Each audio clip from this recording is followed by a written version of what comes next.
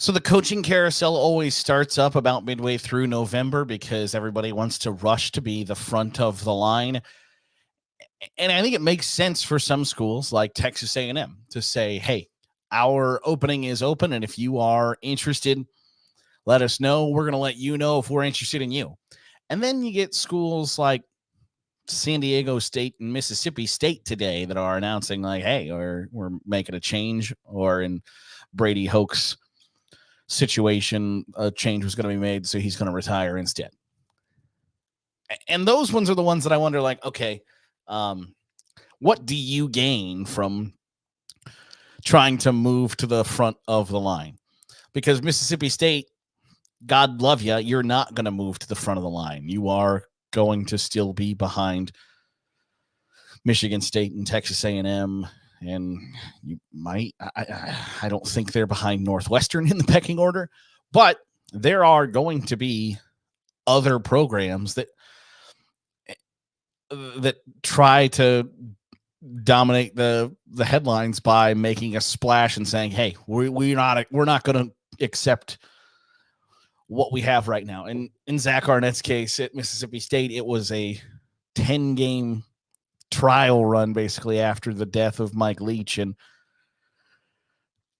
I feel kind of bad for the guy because he was put in a situation where it was like, no matter what I guess not no matter what, but you weren't really put in a position to succeed all that much. That venerable coach dies unexpectedly at the end of the season, and there's really no tactful way to go about a coaching search at that point. Like, there's just no way to really do it and not come across as just crass and insensitive. So you hire somebody on staff, and then that person goes, I don't want to do things the way that the old guy did. I was like, well, wait a second. The old guy did pretty well for Mississippi State. Like Dan Mullen and Mike Leach. Mississippi State is not an easy place to win, given the location, the conference, a bunch of other extenuating circumstances. It's not easy. So the idea that like they needed to make an announcement today so they could jump towards the start of the line is like, okay.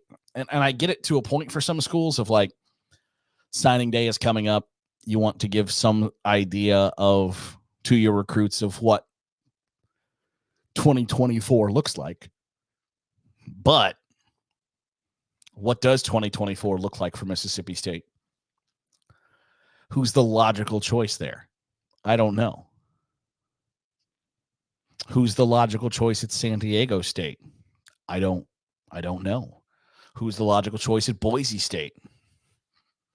I don't know. And that's part of the, like, I think at Mississippi State, it maybe makes a little bit of sense that, like, you couldn't start the rumor mill that Dan Mullen could have been contacted about that job, that he did really well at Mississippi State, left for greener pastures, found out that maybe they weren't so green. And you say, you know what, I come groveling back like an old flame of like, you know, I didn't appreciate what we had. I loved you and I've always loved you. I'm willing to come back if you're willing to try to make it work. In Mississippi State, probably going to be like, hell yeah, brother. Like, it's what? You're going to say no to the guy who took you, like, the first college football playoff rankings that ever came out, Mississippi State was number 1. Because Dan Mullen had him rocking and rolling. You gonna say no to that guy who's like, I would be interested in coming back if you were interested in having me? Who says no to that? Nobody. Now there are other, you know, apparently Dan Mullen's son is one of the best like prep golfers in America, and you're getting paid by ESPN. You schlep your kids clubs all day.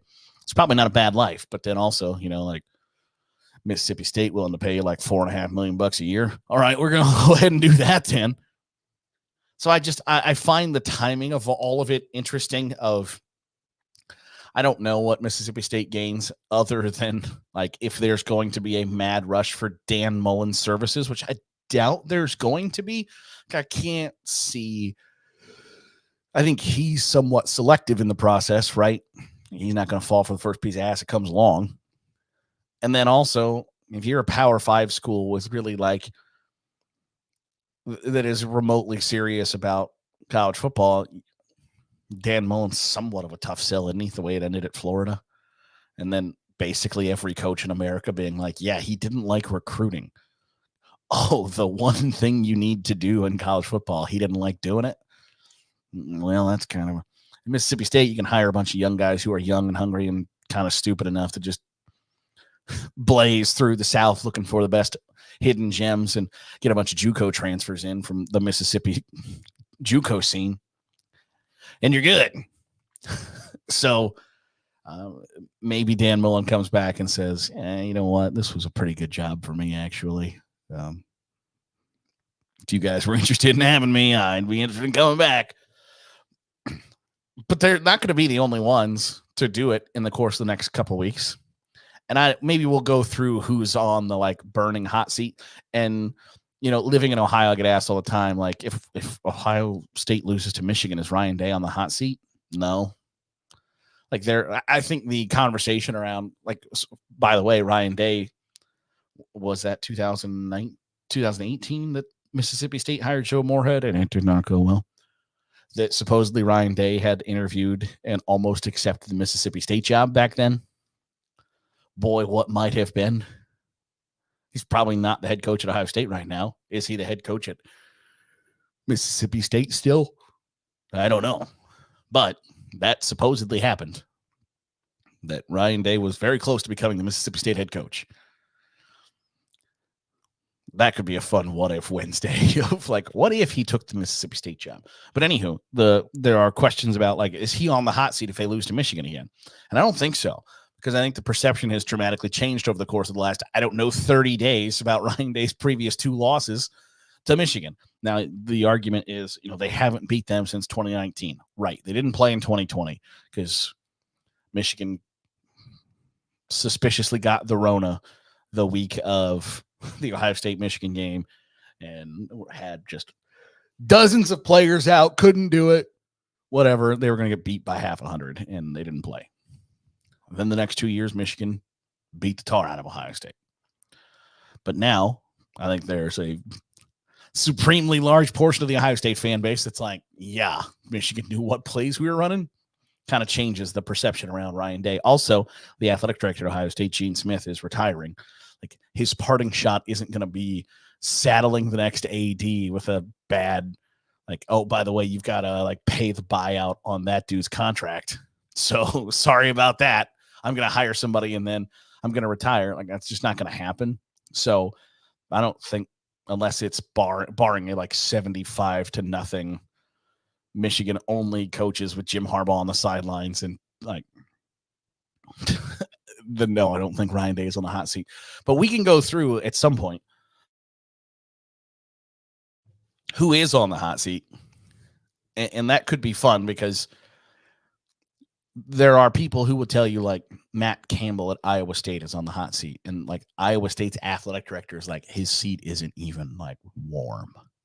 It's not toasty. It's not plugged in. So it is not hot. So we might do that here later in the week. I'm still struggling with the voice, if you can't tell. Was a little under the weather last week and then didn't really rest the voice this week. So going to be another short episode. But I just find the idea interesting of we're going to fire our coach now. And the like somewhat persistent question is like, what do you gain from that? And if you can get some energy and some momentum built with somebody new, because that's generally how it works is you get a little bit of a boost anytime you make a change like that. And so if you can build a little momentum and you've got somebody on staff you want to see get an opportunity to be the interim head coach, either for like on the job training / job shadowing opportunity, or to give them like some things to put towards another school. If you want them to get a group of 5 opportunity or something like that, you say, hey, this guy's going to be interim for 4 games, and you can point to that record or the footage or whatever and say, here's how we did things last 4 weeks of the season. Here's how things got better, etc.